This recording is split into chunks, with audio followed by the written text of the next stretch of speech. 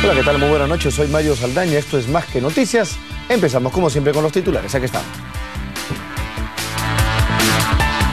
El presidente de la República anunció que va a revisar la derogatoria de la ley de aporte obligatorio de los independientes. En 15 días deberá promulgar u observar el proyecto legislativo. El congresista José León negó vínculos con las 7 toneladas de cocaína ya en una de sus viviendas en Trujillo. Ha aclarado que dicha propiedad es alquilada y ha asegurado que se va a allanar a las investigaciones. El titular de Defensa justificó el bono por riesgo de vida de los edecanes, en tanto el presidente de la República aseguró que se están acortando las brechas salariales en las Fuerzas Armadas. El Jurado Nacional de Elecciones anuló la resolución que declara improcedente la inscripción de Chimpún Callao para las elecciones municipales y regionales del 5 de octubre. El Ministerio de Transportes y Comunicaciones ha ampliado hasta el 31 de diciembre el plazo para el cambio de placas de rodaje para vehículos que prestan servicio de transporte público y de carga. Protransporte aseguró que a partir del domingo inicia de forma ininterrumpida la circulación de los buses por el Corredor Azul Tacna, Garcilaso, Arequipa. Las Custer sin autorización no podrán usar esta vía.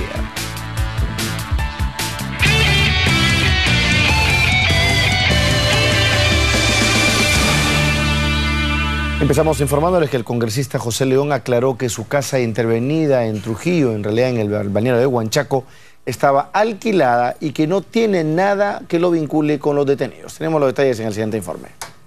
Está resguardada, pero no está intervenida, no está allanada, por eso es lo que esa aclaración la quiero hacer muy contundente. Es más, vuelvo a repetir, José León, el congresista José León, no vive en esa casa, nunca hemos vivido en esa casa, solo se compró por esta condición de destinarla a alquiler que siempre conocíamos era el destino que se le daba. Tras la incautación de más de 7 toneladas de droga en un inmueble de su propiedad, el congresista José León afirmó que no hay nada que lo vincule con los detenidos en Trujillo, porque esa vivienda siempre ha sido dada para el alquiler. Esa casa está alquilada a una señora que se llama Lucía Villavicencio. Y la señora Lucía Villavicencio alquiló esa casa en las manos y en la gestión de los administradores de este negocio. En conferencia de prensa, el congresista de Perú Posible dijo que va a acudir a la Fiscalía para entregar toda la documentación y aseguró que se allanará todas las investigaciones. Que nos allanaremos a todas las investigaciones, que exigimos se investigue y que se haga una drástica persecución a esta lacra social que hay ahora en el país. Anunció que a la brevedad viajará a Trujillo para conocer de cerca el caso. Sí, voy a ir a la zona. No lo sé todavía, creo que va a ser el fin de semana. El congresista Daniel Abugataz pidió respetar la presunción de inocencia sobre el caso de la droga hallada en una propiedad de José León. Pidió que no se haga un cargamontón por el tema. Él no estaba en posesión de esa casa, que no es lo mismo cuando Kenji, en el almacén de Kenji se encuentra la cocaína, o sea, no cambiemos las cosas. Una cosa es, yo he alquilado una casa hace más de 2 años, si hacen algún hecho ilegal ahí, son responsables los que están viviendo en esa casa, yo simplemente he alquilado. Por su parte, Johnny Lescano pidió a su colega que presente lo más pronto posible las pruebas que tiene para que se aclare su situación. Creo que el congresista León requiere hacer una explicación en el Parlamento Nacional, porque obviamente encontrar en la casa de un parlamentario droga ya causa suspicacias y tiene que dar una explicación coherente. Como se recuerda, la policía halló el último martes en el inmueble la droga camuflada en bloques de carbón que tenían como destino Europa. Por otro lado, el presidente de la República ha anunciado que va a revisar la derogatoria de la ley del aporte obligatorio de los independientes a las AFP. Humala tiene 15 días para promulgar u observar este proyecto que elimina el cuestionado aporte. El presidente Ollanta Humala anunció que se tomará el tiempo prudente para revisar la derogatoria del aporte obligatorio de los independientes. El gobierno tiene un plazo fijado por la ley que nos va a permitir a nosotros reflexionar, revisar la propuesta de proyecto de ley del Congreso de la República, y yo creo que es una etapa que no puedo saltarla. Bueno, muchas gracias. De acuerdo a ley, el mandatario deberá decidir en 15 días el destino del proyecto legislativo que vuelve a voluntario el aporte a un fondo de pensiones privado o público. Por prudencia, por responsabilidad con el país, tengo que primero analizar, no solamente yo, sino los sectores que tienen directamente que ver en este tema, tienen que revisar, escuchar las recomendaciones y de acuerdo a eso vamos a proceder conforme a ley. Polémica y muy criticada en el Congreso como en las calles, dicha norma contaría sus últimos días, y más aún si recordamos este tuit publicado el pasado lunes por Nadine Heredia en su condición de líder del Partido Nacionalista. En ella expresaba el acuerdo a la suspensión de la ley. Desde el Congreso, el nacionalista Daniel Abugataz consideró que es el momento de debatir la situación del sistema de pensiones. Y creo que no hay que tener temor de revisar el tema de las AFPs, y creo además que es una responsabilidad inevitable de parte del Congreso de la República y del Poder Ejecutivo y de la sociedad civil hacer una revisión integral de qué cosa queremos hacer con el sistema privado de pensiones y el sistema público de pensiones. Respecto de una posible demanda de AFP Habitat al Estado por la licitación ganada que le garantizaba coberturar a nuevos trabajadores, Jaime Delgado cree que esto no suceda, ya que en el acuerdo inicial no se contemplaba incluir a los independientes. Si Habitat quisiera presentarse a esta licitación, ¿va a demandar al gobierno peruano para tener pleito pendiente con el Estado peruano? O sea, yo supongo que Habitat está pensando en quedarse en el país, ¿no es cierto? No ha venido por 2 años y retirarse. Entonces, y tiene que pensar además... ¿le parece improbable? Yo lo veo en el plano de la hipótesis, lo veo improbable. Poco probable de que se produzca una demanda. Por otro lado, el experto en temas previsionales, Fernando Muñoz Nájar, consideró que la ley estuvo mal planteada desde sus inicios. Este es una típica medida que ha sido mal hecha en el Congreso porque no hubo suficiente análisis, lo vio simplemente una comisión que era la defensa del consumidor, que no tenía nada que ver en el asunto, porque no era un asunto de defensa del consumidor, era un asunto de la Comisión de Economía o de la Comisión de Seguridad Social. De promulgarse el proyecto de derogación, los trabajadores independientes que ya cumplieron con el aporte obligatorio en agosto podrían reclamar a su afiliadora de pensiones la devolución de sus descuentos. Paradoja de la vida, ¿no? El congresista Delgado fue quien impulsó férreamente esta reforma de las AFP. Miren ahora cómo cambian las cosas. Bueno, y el titular de la Asociación de las AFP, el señor Luis Valdivieso, señaló que la decisión del Congreso de derogar el aporte obligatorio afecta al sistema privado de pensiones. Asimismo sostuvo que indudablemente existe un perjuicio a una empresa que ingresó al mercado con una expectativa de captar a un buen grupo de afiliados.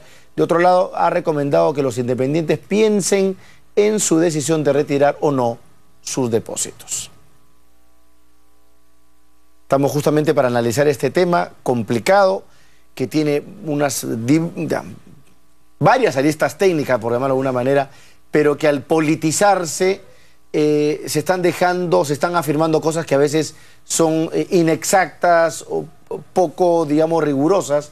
Y claro, en una situación de molestia, de generalizada, de mucha gente que siente que en un momento u otro le meten la mano al bolsillo, pues se complica, pero hay que tratar de ver el tema en su real dimensión. Nos acompaña el doctor Alejandro Indacochea, destacado economista, catedrático, universitario, un poco para entender lo que ha sucedido. ¿Cómo está, don Alejandro? Un gusto tenerlo con nosotros. Buenas noches, Mario. Quiero empezar con una pregunta que hoy día era parte del debate que teníamos con unos colegas en el Twitter. ¿Existe algún modelo previsional en el mundo donde los aportes no sean obligatorios? Que yo conozca, no existe. O sea, en el mundo el sistema previsional es obligatorio, en la mayoría de países. ¿Por qué? Porque la gente tiende a pensar en el corto plazo y no piensa en su jubilación. Entonces, Estado, de propia iniciativa, obliga prácticamente a que haya un aporte para generar ese fondo jubilatorio. Es una necesidad, porque claro, no tiene la seguridad de que alguien va a ahorrar. De repente algunos sí lo hagan, pero como no se va a correr el riesgo de que hay una masa de gente que se quede desamparada a partir de los 60, 65 años, tiene que obligar ese aporte. De otra manera, vemos el reflejo en Pensión 65. Exacto, no habrían este tipo de programas. Y no solamente eso, cuando se habla de la inconstitucionalidad, yo sé que no es su materia, pero cuando se habla de la inconstitucionalidad del aporte de los independientes, yo digo, oye, un momentito, pero hay un artículo de la Constitución, que ahorita no sé cuál, que obliga al Estado a resguardar o a cuidar que hayan pensiones para las personas a partir de determinada edad. Además, ese tipo de demanda se plantearía en todo el mundo. Así es. Porque en todos los países existe la obligación de tributar. Es casi como un tema tributario, impositivo, ¿no? Exactamente. O sea, aquí nadie nos pregunta, oye, ¿quieres pagar IGB? ¿Quieres pagar impuesto a la renta? No, pagamos, ¿no es cierto? Porque es una obligación del Estado velar por eso. Es el bien común. El Estado previsiona para a futuro. La gente mira el corto plazo, mira la coyuntura, pero difícilmente, más en países en desarrollo, va gestando fondos para su jubilación. Ahora, estamos claros que es una obligación del Estado. Ahora, vamos al tema puntual. ¿Qué ha pasado con esta reforma, Alejandro? Porque yo sí considero que el modelo tiene que revisarse, el modelo de previsional privado me refiero, mejorarse, ampliarse. Nos hemos pasado 2 años y medio de que se lanzó la reforma hablando del tema de las comisiones, ¿recuerdas? No, aquí hemos contigo, no, que vamos a meter la competencia, perfecto, muy bien para que las comisiones bajen. Pero la gente decía, oye, y un momentito, ¿pero acaso el eje del sistema no es la rentabilidad?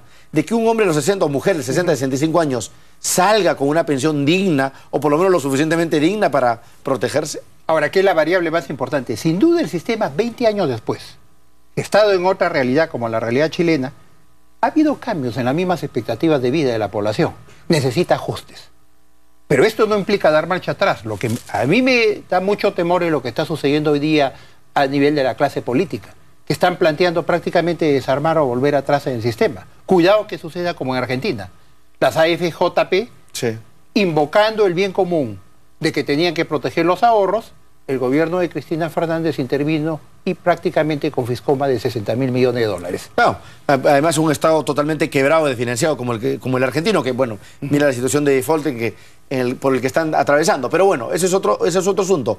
El problema es, digamos, ¿qué hacemos? Porque yo soy de los que pienso que si nos quedamos solamente en el tema del aporte de los independientes, no vamos a ver el problema en su conjunto, que ha sido muy maltratado. Mira, si tú miras la PEA, la población económicamente activa, Mario, son 16.300.000 personas. Okay. Solo una, ¿ya? 2 de cada 5 están en un sistema...